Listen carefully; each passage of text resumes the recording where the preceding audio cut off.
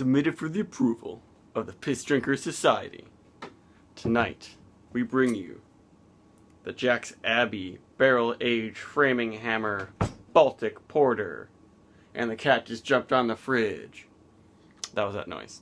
And this is a 10% alcohol Baltic Porter, kind of like an Imperial Stout, but fermented with their German lager yeast that they use in all of their beers at Jack's Abbey. And they age it for around 3 months in bourbon barrels, which I think I heard Jack say in some video.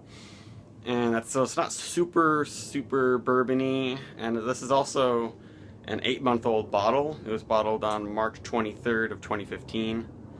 So I expect a little bit of the bourbony, boozy heat and the wood tannic qualities to have faded, but it seems like it takes a lot longer for the barrel to go away completely. And I've had this one before, fresh, but not in quite a while. They also make a bunch of flavored versions, like the coconut, which I love, and vanilla, and coffee, and PB&J. And those ones, when I've had them, were not actually super strongly flavored. I drink those ones fresh, so they would retain those added flavors, but I feel like the barrel flavor sticks around for a while. But at 8 months old, I think I'm ready to try this one. And when I shone some light at the bottom of this, you can't really see it at all without a big, strong flashlight, but there's a good amount of sediment at the bottom, so I'm expecting it to be a little bit drier. Last year, I did a side-by-side tasting of a fresh, regular Framinghammer, not barrel-aged, and a 1-year-old regular Framinghammer, and it had changed quite a bit. The older one was much more complex and deeper, I think fruity and sort of woody flavors, whereas the fresh one has a lot of sweet chocolate coffee notes. So it'll be very interesting to see what has happened with the slightly aged barrel-aged Framinghammer.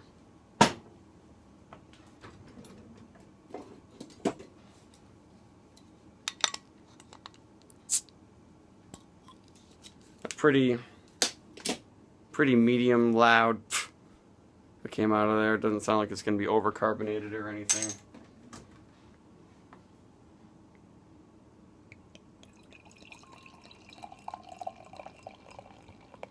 And this is a strong dark beer that isn't extremely black. The pour looks pretty dark, but this is one that when I shine a flashlight through it, you can see through it. Unlike some other Imperial Stouts that I feel like are really super roasty, and they make them so dark and black that they're completely opaque and they're super bitter. Ooh, I can smell a little bit of age in this one. But I feel like you get used to the sort of oxidation notes pretty quickly, but I may not have aged it the best way in the best conditions in my house. The head is real creamy and sticking around pretty well there.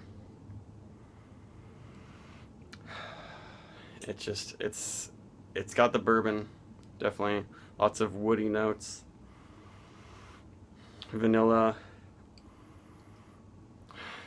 And chocolate coffee, but it doesn't have a very rich, sweet flavor to it. It has a little bit of aged, interesting spirit, like not port, but maybe, what are those ones you call them? Madeira or something? Caramely. Just a little bit of bourbon heat, but not as much as I think it would be when it was fresh. The head's dying down after a while, but it's not really dissipating to nothing. It's sticking around. So I think it should have a medium good carbonation for a real strong dark beer. Toffee. Yeah, it's still got a lot of sweet aromas to it that kind of run the gamut from chocolate and coffee to bourbon and toasty oak. But it seems like they're kind of matching together somewhere in between. It's not like the funky oaky hot bourbon is winning out at all. They also brew this with brown sugar and oats to add to the mouthfeel. I don't know if I get much oats, maybe just a tad, but it has a brown sugar. I feel like the brown sugar is almost developed into a deeper molasses aroma now. I think sherry and other fortified, barrel-aged, and oxidized wines and spirits is what this reminds me of, actually. It's a pretty big aroma, not leaping out of the glass.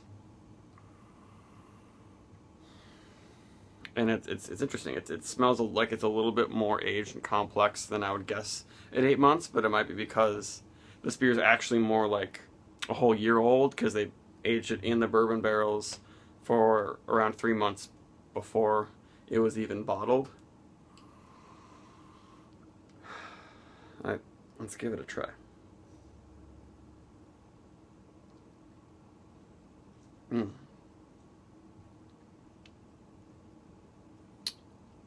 Ooh. The bourbon heat is there in the flavor. And some vanilla, tannic oak still is hanging around. But that chocolatey sweet malt has been fermented into something a little bit deeper, more complex. The mouthfeel is not very full right now.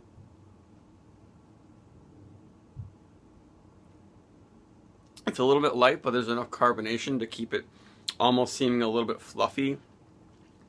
I get a lot of charred marshmallow notes that are that's really nice, and kind of helps to deal with all of these woody, deeper spirit sort of notes in the beer.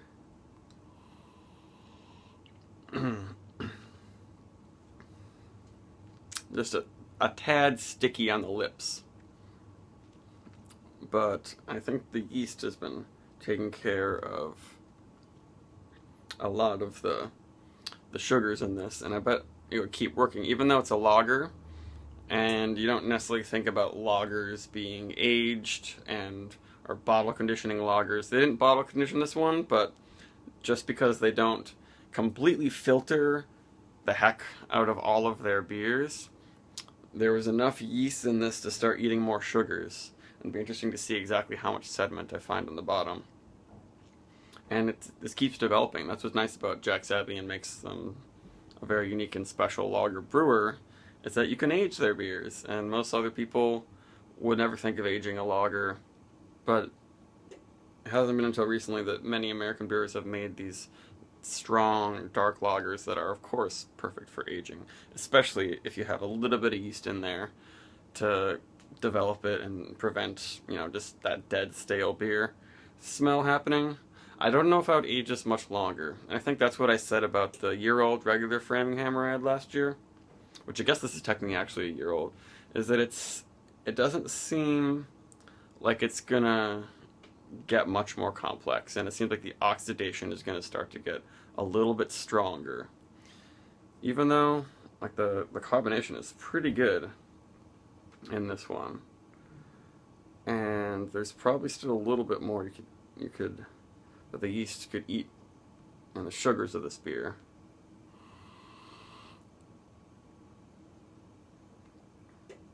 But I wouldn't really call that a creamy mouthfeel. With the alcohol and the drier finish, it is kind of like a fluffy charred marshmallow in the mouth. I would describe it like that, or some sort of marshmallow fluff. I mean, it's not that thick and chewy at all. I don't know if I'd really call it chewy. And I'm pretty sure there's a little bit of wet paper oxidized notes, but it kind of blends with that old charred bourbon oak flavors and the woodiness of the developing aged malts in there to make a really interesting, complex, unique beer that's almost savory in a lot of ways. And I don't know how much more savory most people would want a beer like this to become.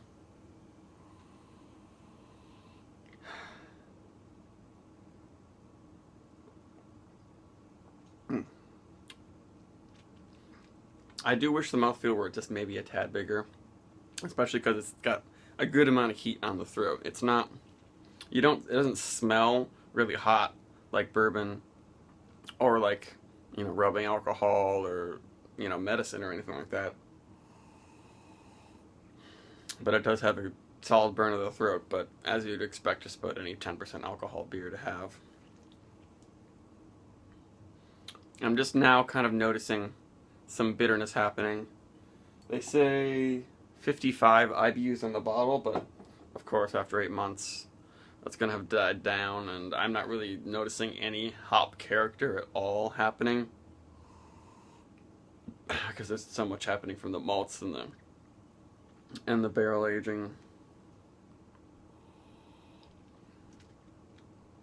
But I think that the low sweetness and the low bitterness, and how they don't make this like a huge bitter, super thick, super charred imperial stout like a lot of American brewers do. They keep a slightly lighter hand, and I think that makes it a little bit more palatable, and especially now that it's mellowed quite a bit. But I don't know if getting it any mellower would be any better.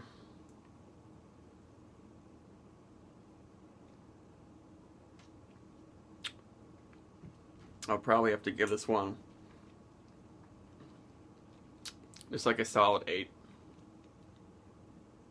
I might prefer the fresh version a little bit more, but I'm the one who decided to age the bottle. Just because having a little bit more syrupy sweetness and a little bit fuller mouthfeel seems to kind of balance out the roastiness, and especially the barrel and bourboniness, which has not faded much at all in this yet.